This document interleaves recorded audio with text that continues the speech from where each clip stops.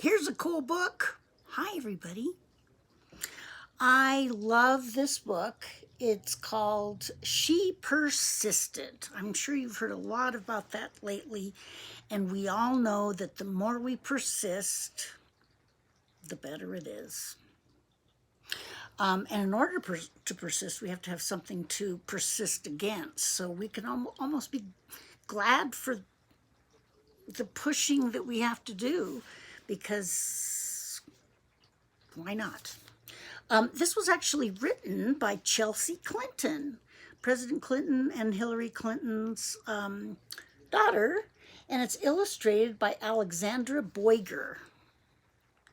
So look at these illustrations, really awesome. And then one of the reasons, because usually I take these dust covers off, is I really like this paragraph.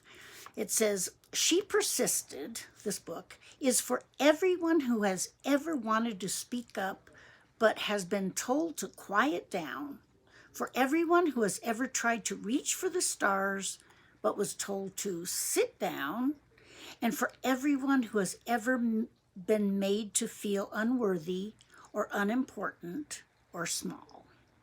Yay! So now I'm going to take that off because it just makes a lot of noise. There. And we'll read about 13 American women who changed the world. You might be one of them. My favorite color? Okay.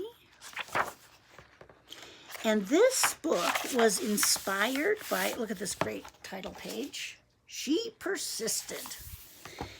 This book was inspired by Senator Elizabeth Warren, and in celebration of all women who persist every day, and to some heroines of mine, Coretta Scott King, Sophie Scholl, and my mother, Berta Boyger. I hope I said Sophie's name right. Sophie Scholl? Sorry. Okay, here we are in a museum. Our little girl's looking at it. Sometimes being a girl isn't easy.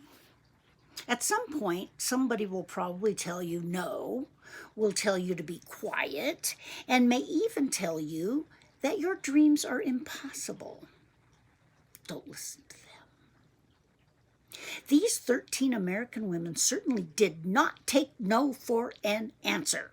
They persisted. And these are pictures in this museum of women who persisted, and we're going to hear about 13 of them to inspire us. Harriet Tubman was born a slave, and her story could have ended there. Instead, she persisted. We persist. Let's do that. We persist. We persist. Okay. Escaping from slavery and becoming the most famous conductor on the Underground Railroad, she risked her life many times to lead countless slaves to freedom, including her family, friends, and strangers. Every person she led to freedom arrived safely.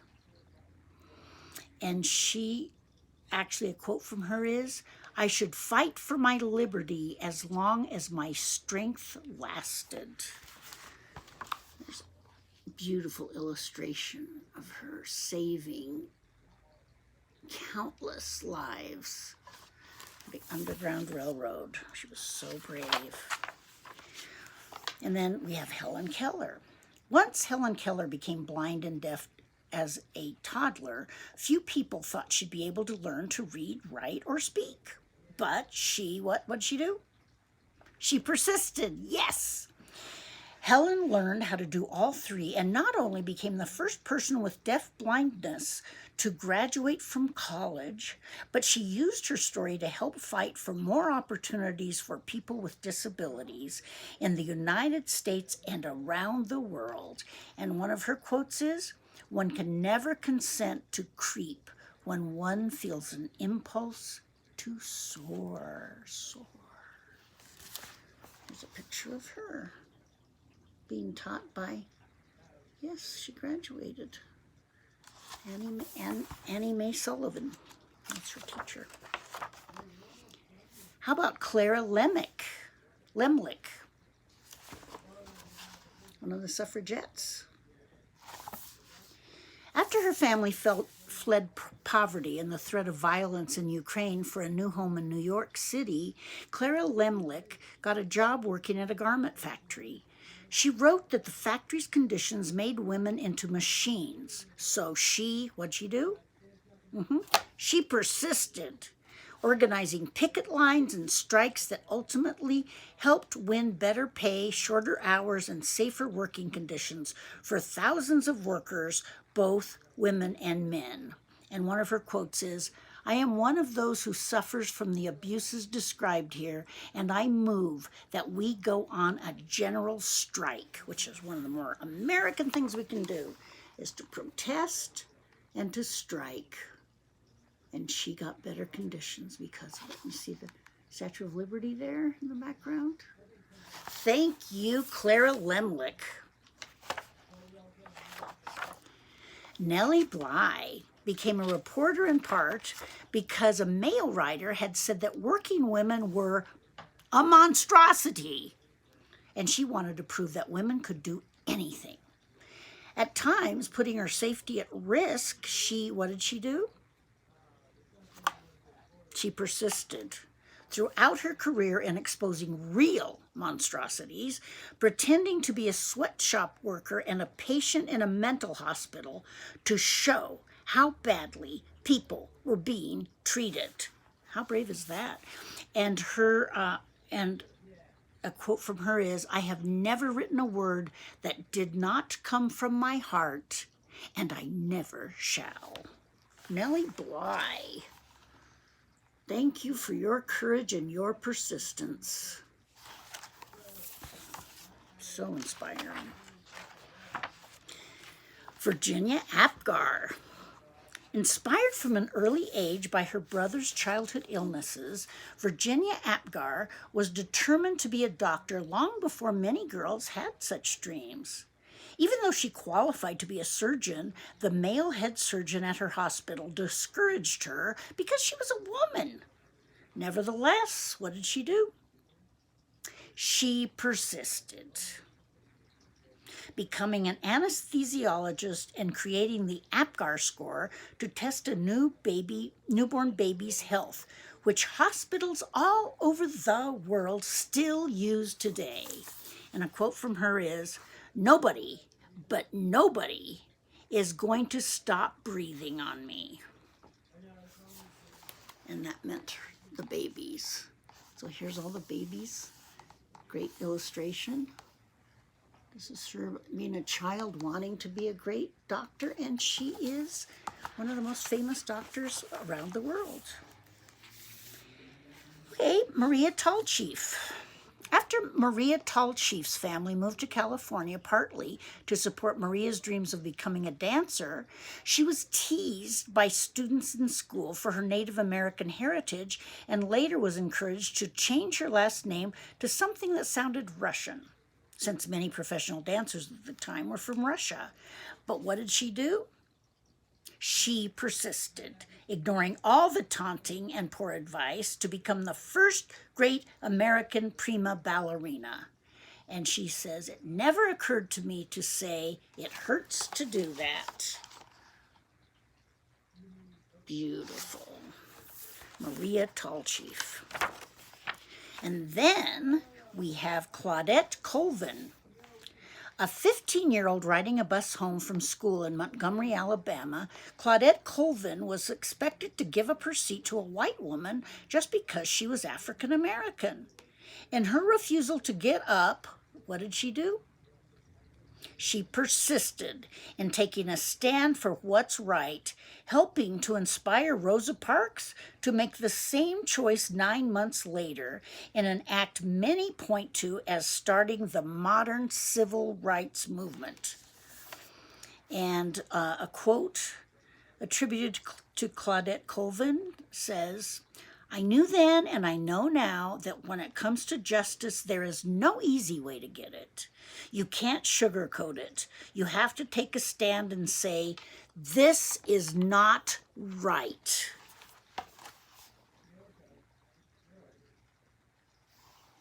Claudette Colvin. When Ruby Bridges was in kindergarten, many schools across America, particularly in the South, still refused African American students their equal right to an education. Ruby wouldn't be treated like a second-class student, and what'd she do? She persisted, walking for weeks past angry, hateful protesters to integrate an all-white elementary school in New Orleans. And a quote attributed to her is, "That fateful walk to school began a journey, and we all must work together to continue moving forward." And that's her walking into the school. We don't see the hateful faces. You can look up pictures of the hate this poor girl had to endure for weeks before people finally stopped. Oh, gives me the chills. Margaret Chase Smith. As the first woman to serve as both a U.S. representative and U.S. senator, Margaret Chase Smith could have let that fact alone be her legacy. Instead, what'd she do? She persisted in championing women's rights and more opportunities for women in the military, standing up for free speech and supporting space exploration. The head of NASA once noted that we wouldn't have put a man on the moon without Margaret.